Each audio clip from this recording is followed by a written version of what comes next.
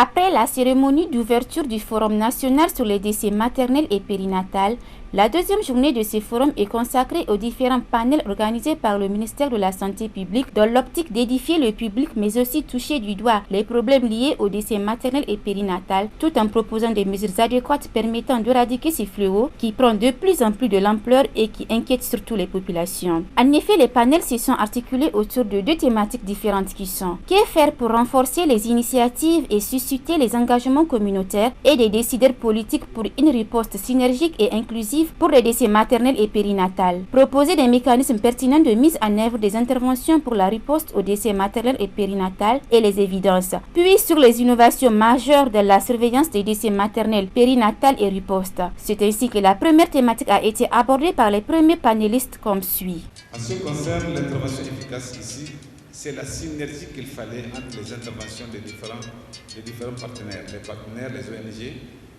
Il faut qu'il y ait cette synergie qui doit faire à travers, bien entendu, ce plan qui est déjà là, le PDC bien entendu, qui doit faire quoi et dans quel domaine. La synergie et dans l'intervention des partenaires. Et bien donc là aussi, il y aura le suivi par le ministère, bien entendu, des interventions de ces ONG et des partenaires là, dans en tout cas le chacun de leur domaine. Du moment où déjà au niveau du ministère nous avons en tout cas un service en service des ONG et des associations là qui font des interventions en race campagne. Nous avons aussi la direction générale qui sont là pour faire le suivi vraiment de leurs activités à travers surtout cette synergie qui doit répondre vraiment aux préoccupations de ce plan là qui est là, qui constitue l'élément fédérateur des interventions des différents partenaires au niveau de ces différentes communes. Le premier mécanisme, c'est au niveau de la planification et de la budgétisation des interventions de ce qu'on doit faire. Il faut qu'on fasse un effort de coordination, un effort d'alignement. Il ne faut pas qu'il y ait des doublons, qu'il y ait des superpositions. Pendant que certains districts sont surfinancés, d'autres n'ont rien.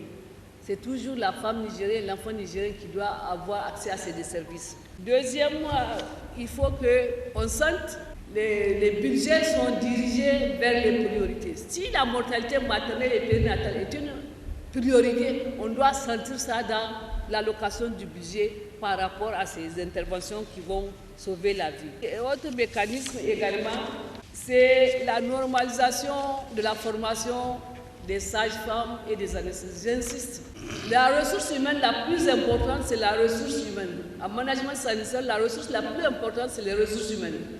Si tu n'as pas de ressources humaines de qualifiées, tu n'as pas de bonnes ressources, un bon manager, tout ce que tu vas apporter, ça va périmer dans les magasins, ça ne va pas arriver, il n'y a rien qui va se passer. Il faut des ressources humaines. Donc les soldats de premier front, que sont les sages-femmes, vraiment c'est un cri de cœur.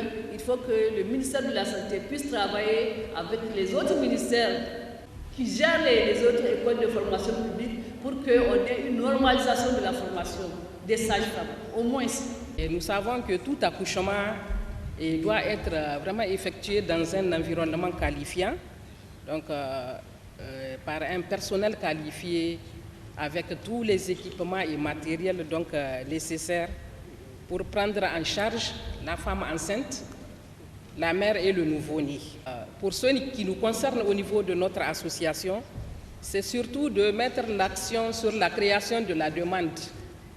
Et quand on parle de création de la demande, ça exige donc des compétences au niveau des sages-femmes, des compétences avérées pour la prise en charge de la santé maternelle et néonatale, et veiller surtout à ce que nos prestataires de soins aient un comportement favorable et pour mettre donc en confiance les femmes afin que ces dernières bénéficient vraiment des soins respectueux. Nous sommes partie prenante également de leur formation. Et à cela, c'est sûr que pour être sur le même diapason que tous les pays, il convient de faire des réformes. On ne peut pas continuer ainsi. Certes, les réformes vont être douloureuses au départ, mais qui porteront leurs fruits à court, à moyen et à long terme. Il faut des réformes pour que la qualité y soit. Également, donc, un autre point, c'est l'actualisation régulière, donc on l'a dit, des protocoles de prise en charge selon les standards internationaux. C'est important de le dire. Et également développer les compétences en chirurgie obstétricale d'urgence, puisque ce sont les urgences qui forment le gros lot donc, de la mortalité maternelle. Parmi nous tous, ceux qui sont les premières à l'avant-garde, c'est d'abord la sage-femme, parce que c'est elle qui donne la vie.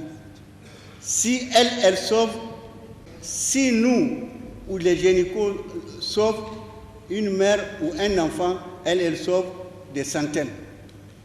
Donc en fait, il faut qu'elle soit au centre de ça et travailler avec vraiment.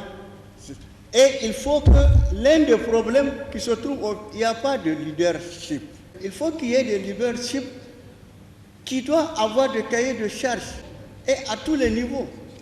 Après la présentation de ce premier panel, quelques participants se sont prononcés pour apporter également leur contribution en vue de pallier ce problème. Nous nous sommes engagés à sensibiliser la population sur les risques liés au mariage précoce et sur les risques liés aussi aux accouchements à domicile. Et enfin, nous nous sommes engagés aussi à contribuer à la notification des cas de décès au niveau communautaire. Parce que les résultats que vous avez vus, ça c'est des décès institutionnels. Ça veut dire que c'est les décès qu'on a notifiés dans les formations sanitaires. Il y a beaucoup de décès maternels qu'on n'arrive pas à notifier qui sont dans la communauté et il faut nécessairement qu'on arrive à... Et pour cela, nous pensons qu'en mettant en place avec ces engagements, toutes les parties prenantes qui ont pu prendre ces engagements et en mettant en place aussi un mécanisme de suivi, peut-être qu'on va améliorer nos indicateurs. Nous, à notre niveau, nous sommes en train, au niveau institutionnel, de mettre un dispositif qui va faciliter l'accès aux soins. Et on peut déjà le dire, avec la réduction des tarifs, nous avons constaté une augmentation de fréquentation des centres de santé. L'autre aspect, c'est surtout l'aspect communautaire. Les femmes doivent venir à temps. Et comment elles doivent venir à temps? Il faut que les différents acteurs, les hommes que nous sommes, qu'on accompagne ces femmes-là pour qu'elles puissent venir à temps. Il faut aussi que les femmes acceptent elles-mêmes de faire recours au centre de santé dès que c'est possible.